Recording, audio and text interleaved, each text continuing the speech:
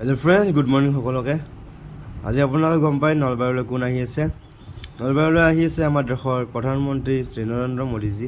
আৰু নৰেন্দ্ৰ মোদী চাবলৈ আহি আছোঁ আমি, আৰু প্ৰায় 4-5 কিলোমিটাৰ আগতে গাড়ীৰ পৰা আমাক নমাই দিলে, আৰু তাৰ পৰা আমি খোজকাঢ়ি এনেকৈ আহি আছোঁ। কিন্তু ঘৰৰ পৰা আমাৰ বেছি দূৰ নহয় এই ঠাইখিনি, কিন্তু তথাপিও আৰু বহুত আগতে গাড়ীৰ পৰা ৰখাই দিছে, আৰু 4-5 কিলোমিটাৰ মান দৰে খোজকাঢ়ি আমি আহি পাই গ'লোঁ। এয়া আমাৰ যি অনুষ্ঠান, যি আজি হ'বলগীয়া অনুষ্ঠান, সেয়া চাবলৈ আহি গ'লোঁ।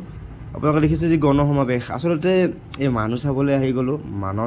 মানুহ সঁচাকৈ মানে ইমান মানুহ একেলগে, বহুত লক্ষ মানুহ চাই ভাল লাগে। আৰু ইয়াৰ পূৰা চেকিং চলিলে, আমাৰ পূৰা চেকিং কৰিলে পূৰা, আৰু পূৰা একদম বাউণ্ডাৰী কৰি দিছে, বাউণ্ডাৰী এৰিয়া কৰি দিছে, আৰু পূৰা মানুহবিলাকক সকলোকে চেক কৰি সোমাইছে। আৰু দেখিছে পানী, তথাপিও মানুহৰ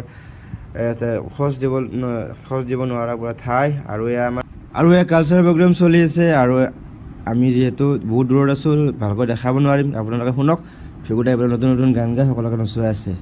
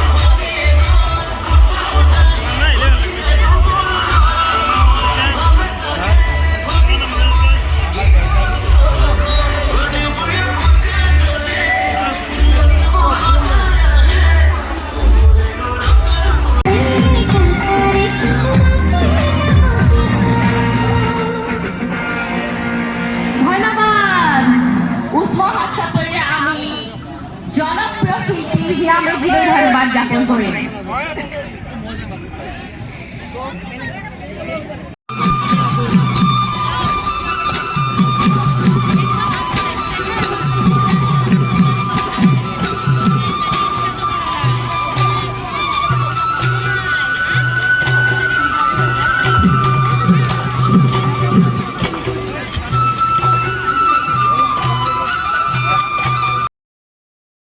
আৰু এনেদৰে কালচাৰেল প্ৰগ্ৰেমখিনি ইয়াত সমাপ্ত হ'ল, আৰু আহি গ'ল আমাৰ প্ৰধানমন্ত্ৰীজী।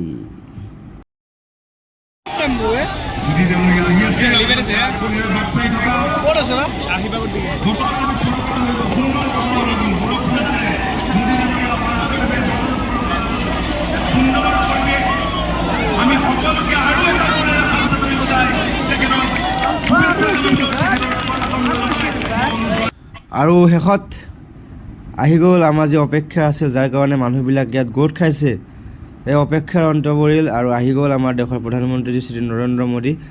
আৰু এয়া হেলিকপ্টাৰ নামি আছে হেলিপেডত, আৰু 3খন আহিছে। আমি ভাবিছিলোঁ এখন আহিব, পূৰা একদম 3খন আগে পাছে পূৰা চিকিউৰিটি। আৰু দেখিছে এয়া একদম আহি গ'ল আমাৰ দেশৰ প্ৰধানমন্ত্ৰী, এণ্ট্ৰি মাৰি দিছে, পূৰা গ্ৰেণ্ড এণ্ট্ৰি, গ্ৰেণ্ড। ৱাও।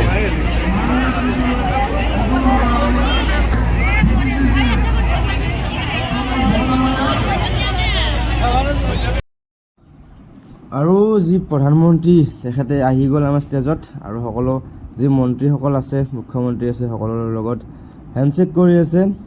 আৰু এতিয়া আমাৰ মেইন সভাখন আৰম্ভ হ'ব।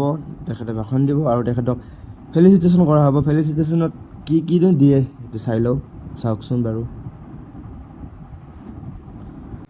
আৰু সম্বৰ্ধনা অনুষ্ঠানত তেখেতৰ এখন ধুনীয়া পাতৰে হ'ব, সেইখন বহুত ধুনীয়া এখন গামোচা দিছে, ইয়াৰ পৰা আমি চকুৰে দেখি আছোঁ।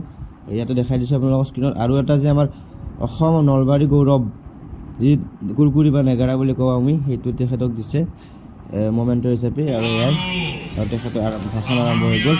আমাৰ মামাৰ ভাষণৰ পিছতে নৰেন্দ্ৰ মোদীৰ ভাষণ আৰম্ভ হৈ গ'ল। শুভেচ্ছা জ্ঞাপন কৰিলোঁ।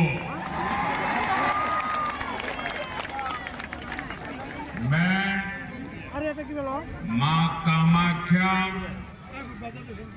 और मां काली के चरणों में प्रणाम करता हूं।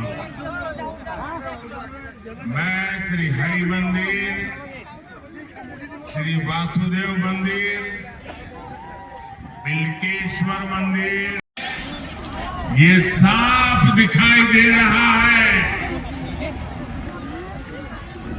दिखता है कि नहीं दिखता है?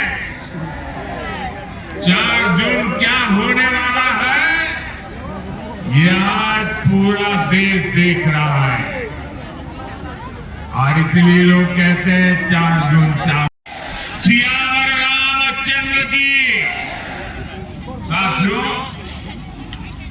সঁচাকৈ লক্ষ লক্ষ মানুহ, প্ৰায় 2-3 লাখ মানুহ হৈছে। সকলো শেষ হ'ল মিটিং। লাহে লাহে আমিও মোদী চৰকাৰৰ গান বাজি গ'ল আৰু আমি লাহেকৈ ওলালোঁ। যিহেতু বহুত মানুহৰ ভিৰ। এয়া দেখিছে আমি হাইৱেত খোজকাঢ়ি আছোঁ।